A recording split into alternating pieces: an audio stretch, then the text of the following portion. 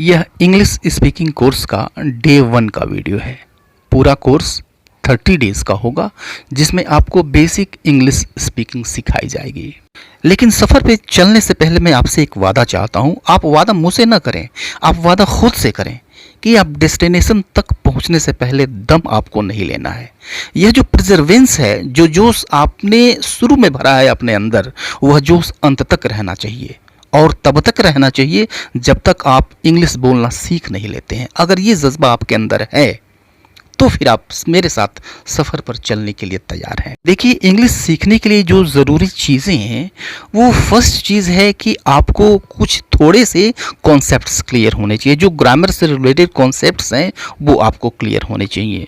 दूसरी चीज़ जो चाहिए आपको इंग्लिश स्पीकिंग सीखने के लिए, वो है प्रैक्टिस। प्रैक्टिस ना कहें बल्कि रेगुलर प्रैक्टिस कहें। यानी ये जो प्रैक्टिस है यह लगातार चलनी चाहिए, बीच में बाधित तो बिल्कुल नहीं होना चाहिए। यह चीज़ लगातार चलती रहनी चाहिए। और जो तीसरी चीज़ है वो है कि आप इंग्लिश बोलना शुरू कर दें। आज से अगर डिटरमाइन आपने कर लिया है तो आज से ही बोलना शुरू कर दें। तो ये तीनों चीज़ें साइमल्टेनियसली चलती हैं। ऐसा नहीं कि कॉन्सेप्ट्स आज सीखेंगे, प्रैक्टिस हम कुछ दिन बाद करेंगे और बोलने की शुरुआत जब सब सीख लेंगे तो फिर बोलने की शुरुआत करेंगे। ऐसा लैंग्वेज के साथ नहीं होता। ये तीनों चीज़ें एक साथ चलती हैं। यह जो इनपुट आपको मिल रहा है, आउटपुट भी साथ में होते रहना चाहिए। चलिए आए वीडियो को शुरू करते हैं। मैं मान लेता हूँ कि आपको अल्फ़ाबेट्स की जानकारी है। आप जानते हैं कि वावेल और कॉन्सोनेंट क्या होते हैं। मैं ये भी मान लेता हूँ कि आप छोटे छोटे वर्ड्स को पढ़ सकते हैं, उनका उच्चारण क्या होता है ये भी आप जानते हैं। आप जानते हैं कि इज हमारा क्या अर्थ क्या होता है, वाज वर का अर्थ क्या होता है, ही शी इट दे, इन सब का अर्थ क्या होता है, और आप इनको पढ़ लेते हैं। आप इंग्लिश में नाम लिख लेते हैं। अगर ये सब कुछ जानते हैं तो फिर आप यहाँ से शुरुआत कर सकते हैं और मैं दावे के साथ कह सकता हूँ कि आप आज से इंग्लिश बोलना शुरू कर सकते हैं। कम से कम छोटे छोटे वर्ड्स, छोटे छोटे सेंटेंसेस तो फ्रेम कर ही सकते हैं और आप करके दिखाएंगे लास्ट में। सबसे पहले हम थोड़ा सा कॉन्सेप्ट समझ लेते हैं सिंगुलर और प्लूरल का। सिंगुलर माने एक वचन और प्लूरल माने बहुवचन। तो एक वचन का अर्थ ये हुआ कि कोई चीज़ एक है, यानी पेन हमारे पास एक है, राइट, और पेन हमारे पास बहुत सारे हैं तो वो प्लूरल हो गया। कोई चीज़ संख्या में एक से ज़्यादा है तो वो प्लूरल हो गई या बहुवचन में हो गई, राइट। तो जब हम किसी भी संज्ञा को, किसी भी चीज़ के नाम को, अगर हम ग्रामर की भाषा में कहें तो इसी चीज़ को हम संज्ञा कहते हैं या फिर नाउन कहते हैं, या फिर आप कोई चीज़ समझ लीजिए। ग्रामर नहीं समझना चाहते हैं तो आप कोई चीज़ समझ लीजिए। तो उस चीज़ को अगर सिंगुलर है तो उसको प्लूरल में बनाने के लिए या तो हम एस जोड़ते हैं या फिर ईएस जोड़ते हैं। ओके, जैसे पेन को हमने बनाना है, प्लूरल बनाना है तो इसमें हम एस जोड़ देंगे। बुक को बनाना है एस जोड़ देंगे, बुक्स होगा। बॉय को बनाना है एस जोड़ देंगे। पेन को बनाना है पेन्स हो जाएगा। ट्री को बनाना है ट्रीज हो जाएगा। टेबल को बनाना है टेबल्स हो जाएगा। हाउस को बनाना है हाउसेज हो जाएगा। बॉक्स को बनाना है बॉक्सेज हो जाएगा। तो आप देख रहे हैं कि या तो एस जुड़ रहा है या फिर ईएस जुड़ रहा है। ओके, तो अधिकतर केसेस में आप देखेंगे, in most of the cases we just add S to make it plural. Plural बनाने के लिए हम इसमें एस जोड़ देते हैं। लेकिन कुछ केसेस ऐसे होते हैं जब हमको ईएस जोड़ना होता है। अब ईएस की एक कंडीशन होती है। ईएस कब हम जोड़ते हैं? देखिए कि अगर दिया हुआ जो वर्ड है, दिया हुआ जो नाउन है, अगर वह ओ से ख़त्म होता है, सीएच से ख़त्म होता है, एक्स से ख़त्म होता है, एस से ख़त्म होता है, एसएच से ख़त्म होता है, तो उस कंडीशन में हम लास्ट में ईएस जोड़ करके प्लूरल बना देते हैं। जैसे यहाँ पर आपने देखा बॉक्सेज है, मैचेस है, ओके, मैंगोज़ है, ईएस लास्ट में जुटा हुआ है।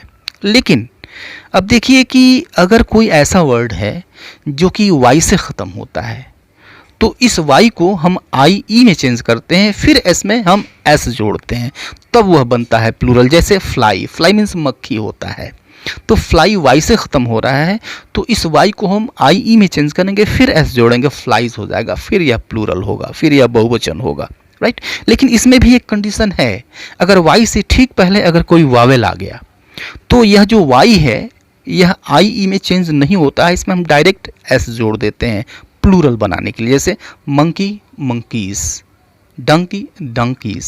तो इस तरह से आपने सीख लिया कि किस तरह से नाउन्स को सिंगुलर से हम प्लूरल बनाते हैं। लास्ट में मैं आपको प्रैक्टिस के लिए सेट भी दूंगा, मैं आपको वर्कशीट भी दूंगा करने के लिए, और लास्ट में आपको ये भी बताऊंगा कि आप किस प्लेटफॉर्म पे जाएं, वहाँ पे आपको अपना पार्टनर मिलेगा, वहाँ पे जाकर मुफ्त में उससे संवाद कर सकते हैं, उससे कन्वर्सेशन कर सकते हैं, और इस तरह से कन्वर्सेशन की प्रैक्टिस भी करते हैं। या बिल्कुल मुफ्त है, मुफ्त की चीज़ है, मैं आपको वो बताऊंगा लास्ट में। आगे हम एक और कॉन्सेप्ट को समझते हैं, क्लियर करते हैं, क्योंकि यह बाद में हमारे काफ़ी काम आने वाला है।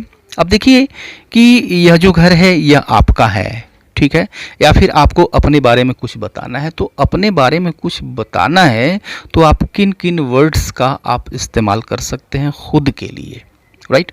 तो आप कहेंगे मैं अपने लिए आई का यूज़ करूँगा, आई मीन्स होता है मैं, राइट, अपने आप को मैं संबोधित करूँगा, ठीक है।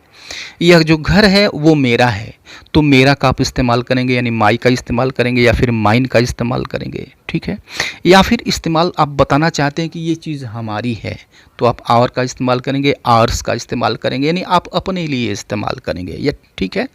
या फिर ये हम हैं, यानी हम 5 भाई हैं, हम हैं, तो इस हम के लिए यानी वी का इस्तेमाल करेंगे। ये सारे वर्ड्स ऐसे हैं जो आप खुद के लिए इस्तेमाल करते हैं, राइट। तो अगर आप बातचीत कर रहे हैं, यानी आप स्पीकर अगर हैं, तो इन शब्दों का आप इस्तेमाल करेंगे खुद को बताने के लिए, यानी आप फर्स्ट पर्सन हैं। ग्रामर की भाषा में कहें तो आप फर्स्ट पर्सन हैं, और जितने वर्ड्स का आपने इस्तेमाल किया वो फर्स्ट पर्सन के वर्ड्स हैं। I, we, my, mine, our, ours. I means मैं, वी मीन्स हम, माई मीन्स मेरा, माइन मीन्स मेरा, आर मीन्स हमारा, और आवर्स मीन्स भी हमारा। ये फर्स्ट पर्सन के वर्ड्स हैं, राइट। इसी तरह सेकेंड पर्सन कौन होगा? अब देखिए कि आप राहुल से बात कर रहे हैं, ठीक है, अब आप उसके बारे में कहिए यू आर माई फ्रेंड, आप कहेंगे तुम मेरे मित्र हो। तो तुम किसके लिए यूज़ किया आपने, यानी आप स्पीकर हैं, बोल रहे हैं, तो तुम किसके लिए यूज़ किया आपने? जिससे आप बात कर रहे हैं। तो जिससे आप बात कर रहे हैं, अगर उसके बारे में कोई वर्ड इस्तेमाल करते हैं तो वो सेकेंड पर्सन हो गया, राइट। यानी यू सेकेंड पर्सन है। यू मीन्स तुम, जिससे बात करेंगे आप उसको संबोधित करेंगे यू से। योर यानी तुम्हारा, या फिर योर्स तुम्हारा, अगर उसकी कोई चीज़ है तो उसके लिए आप योर का इस्तेमाल करेंगे, योर्स का इस्तेमाल करेंगे। तो यू, योर्स और योर, ये सेकेंड पर्सन हो गया, राइट। और थर्ड पर्सन यानी ये आप भी नहीं है और ये वो भी नहीं है जिससे आप बात कर रहे हैं, यानी ये कोई तीसरा पर्सन है, या कोई तीसरा आदमी है, या फिर ये कोई तीसरी चीज़ है। तो यह जो तीसरा चीज़ है या फिर तीसरा आदमी है, यह थर्ड पर्सन है। ग्रामर की भाषा में, ग्रामर की लैंग्वेज में यही थर्ड पर्सन है, ठीक है। ये आप नहीं है, ये वो भी नहीं है जिससे आप बात कर रहे हैं। ये कौन है? ये तीसरा आदमी है, ये थर्ड पर्सन है। अब थर्ड पर्सन के लिए हम यूज़ करते हैं he, she, it, they, him, her, it, them, his, her, hers, its, their और देयर्स। ये तीसरे व्यक्ति के लिए या फिर थर्ड पर्सन के लिए सारे वर्ड्स इस्तेमाल होते हैं। अच्छा, पहले से जानते थे आप, बड़ी अच्छी बात है। इस पार्ट को आप स्किप कर सकते हैं। अगर आप पहले से जानते हैं तब तो बड़ी अच्छी बात है, इंग्लिश सीखना आपके लिए और ज़्यादा आसान होगा। आपको मैं बताऊं कि 95% लोग फेल हुए हैं इस प्रयास में कि मैं इंग्लिश बोलना सीख जाऊं। अब गलती उन्होंने कहाँ की?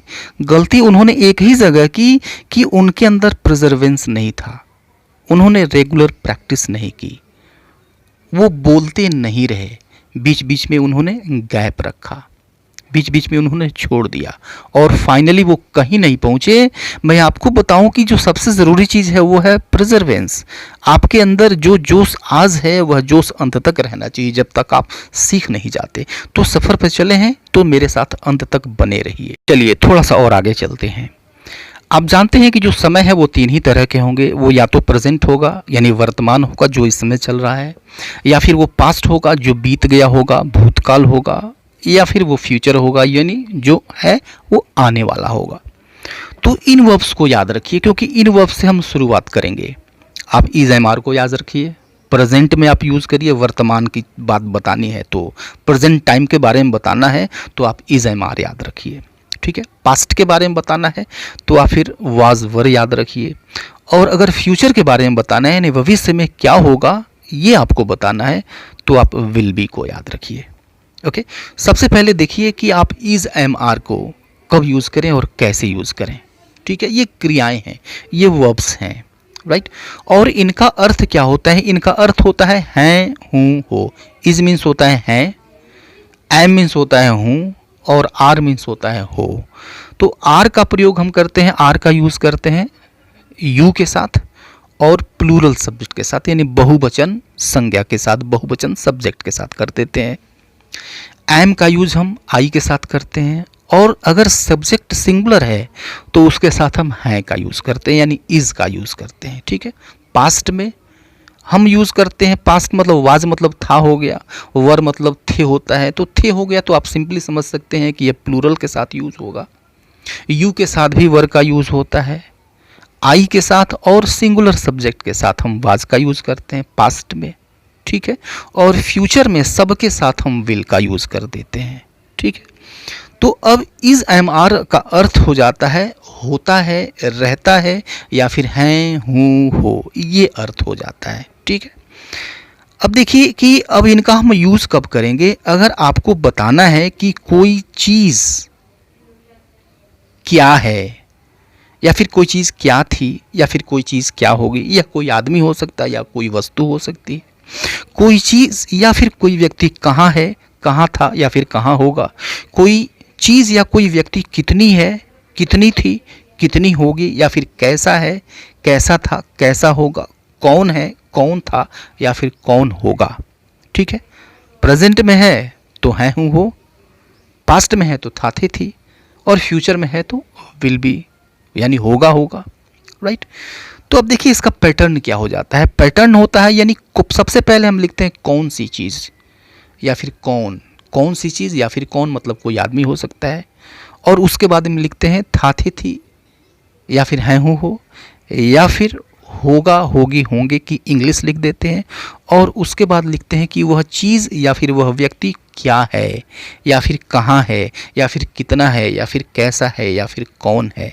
राइट। तो अगर ग्रामेटिकल लैंग्वेज में कहें तो ग्रामेटिकल लैंग्वेज में यहाँ पे यह सब्जेक्ट होता है, यह होता है वर्ब, और ये होता है कॉम्प्लीमेंट, इसको ग्रामेटिकल लैंग्वेज में कहते हैं। तो आइए एग्जाम्पल देखिए। मेरा नाम अंकित है वर्तमान की बात हो रही है यानी इज एम आर, इनमें से किसी एक का यूज़ करेंगे है। मेरा नाम अंकित है। तो अब यहाँ पर देखिए कौन क्या है, तो कौन, कौन क्या है, तो अब देखिए मेरा नाम और क्या है भाई, तो अंकित है। तो सबसे पहले लिखेंगे कि कौन मीन्स मेरा नाम, माय नेम, और उसके बाद से आपको वर्ब यूज़ करना है कि इंग्लिश यूज़ करनी है, इज़ यूज़ करेंगे, क्योंकि माय नेम यह एक ही व्यक्ति है तो इज़ आएगा, सिंगुलर है तो इज़ आएगा, सिंगुलर के साथ हम इज़ यूज़ करते हैं। तो माय नेम इज़ है, तो फिर क्या चीज़ है, क्या है भाई, तो अंकित है, माय नेम इज़ अंकित। उसी तरह से मैं एक छात्र हूँ means I am a student, I के साथ एम आता है, हूँ आया हुआ है, प्रेजेंट की बात आपको कहनी है तो आई के साथ एम यूज़ करेंगे, और मैं हूँ तो क्या हूँ, यानी कौन क्या है यही आप बता रहे हैं यहाँ पे। आई एम अ स्टूडेंट, तो मैं एक छात्र हूँ। अंग्रेजी आसान है, तो यहाँ पर किस चीज़ की बात की जा रही है भाई, तो यहाँ पे अंग्रेज़ी की बात की जा रही है। अंग्रेज़ी की बात की जा रही है कि है तो फिर कैसी है, आसान है। तो सबसे पहले आपको लिखना है क्या चीज़ है वो भाई, तो वो इंग्लिश है, तो इंग्लिश और फिर है, इज़, और फिर आसान, easy, English is easy, English singular है इसलिए इज़ आया। वह ज़िद्दी है, तो अब देखिए व्यक्ति के बारे में बताया गया, वह के बारे में बताया गया। ठीक है। तो कौन, तो वह, और क्या है तो जिद्दी है, जिद्दी लास्ट में आएगा, बीच में वर्ब आएगा, means he is stubborn. Stubborn का अर्थ होता है जिद्दी। देखिए आपको यहाँ पे वर्ड्स भी मिलेंगे, अगर इनकी हिंदी नहीं जानते हैं, इनका अर्थ नहीं जानते हैं तो इसको नोट करते चलें। ओके। वह सुधीर है, ही इज सुधीर। अब मैं थोड़ा सा तेज़ बोलूँगा, ठीक है, तो जो मैं हिंदी सेंटेंसेस बोल रहा हूँ अब उनको ट्रांसलेट करें, आप खुद बोलें, मेरे बोलने से पहले आप बोल दें कि उनकी इंग्लिश क्या होगी। वह सुधीर है, ही इज़ सुधीर। वह मेरा मित्र है, he is my friend. Okay, कहीं कोई दिक्कत नहीं है।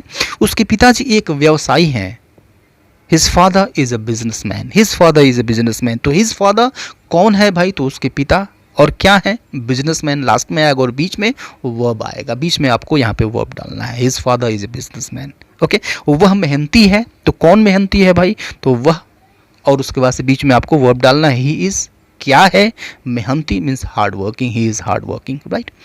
तो ये प्रेजेंट के थे। ओके। प्रेजेंट के थे, अब देखिए पास्ट में यानी भूतकाल में थे, अब नहीं है। सरदार भगत सिंह एक स्वतंत्रता संग्राम सेनानी थे। तो अब देखिए कौन किसकी बात हो रही है, सरदार भगत सिंह की बात हो रही है। ठीक है, सबसे पहले आपको इसको रखना है, मीन्स सरदार भगत सिंह थे, उसके बाद रखना है वाज, और क्या थे, a freedom fighter. Sardar Bhagat Singh was a freedom fighter. उसके पिता एक किसान थे, उनके पिता एक किसान थे, सॉरी, उनके पिता एक किसान थे। तो किसान थे, कौन किसान था भाई, तो उनके पिता हिज फादर। अब यहाँ पे आपको वर्ब रखना है, हिज फादर सिंगुलर है, वाज आएगा, तो his father was a farmer. Okay, वह बहुत साहसी थे, means he was very brave. तो पास्ट में हमने वाज यूज़ कर दिया। अगर प्लूरल सब्जेक्ट आता है या फिर यू आता है सब्जेक्ट के तौर पे सबसे पहले, तो फिर आप वर्ब का यूज़ करिए। ओके, अब देखिए ये तो प्रेजेंट की बात हो गई, पास्ट की बात हो गई, थोड़ी सी हम बात कर लेते हैं फ्यूचर की। अब फ्यूचर में होता है, फ्यूचर में हम विल बी का यूज़ करते हैं। अब देखिए इस विल बी का अर्थ होता है होगा, बनेगा, रहेगा। होगा या बनेगा या रहेगा, जैसे वह एक डॉक्टर बनेगी, तो वह एक डॉक्टर बनेगी, विल बी का यूज़ सबके साथ आपको करना है। यहाँ पे थोड़ी सी आसानी है, यहाँ पे एक थोड़ा सा फ्रीडम है। She will be a doctor, right. तो कौन बनेगा, वह बनेगी, क्या बनेगी, अगर डॉक्टर बनेगी, या डॉक्टर को बाद में रखना है, सबसे पहले सी को रखना है, बीच में आपको विल बी को रखना है। सब सेट है, ऑलरेडी सेट है, आपको कहीं पर सोचना नहीं है। She will be a doctor, वो घर पे होगी, she will be at home. अंग्रेजी आसान होगा, इंग्लिश विल बी ईजी। मैं तुम्हारे साथ रहूँगा, I will be with you. मैं कहाँ रहूँगा, तो तुम्हारे साथ रहूँगा, तो तुम्हारे साथ लास्ट में आएगा विद यू, विद मीन्स साथ होता है, यू मीन्स तुम्हारे, तो I will be with you, मैं तुम्हारे साथ रहूँगा, राइट। कहीं कोई दिक्कत नहीं है। यह फर्स्ट डे की वीडियो है। मैंने पीछे कहा था कि मैं आपको वर्कशीट भी दूंगा, मैं आपको प्रैक्टिस सेट भी दूंगा, प्रैक्टिस करने के लिए भी दूंगा। मैं आपको बताऊंगा कि प्रैक्टिस कैसे करें, अकेले कैसे करें, साथ ही साथ मैं आपको प्लेटफॉर्म में बताऊंगा जहां पर वहां पर ग्रुप में आप डिस्कस कर सकते हैं, वहां पर आपको लोग मिलेंगे, वहां पे फ्री में डिस्कशन होगा, राइट।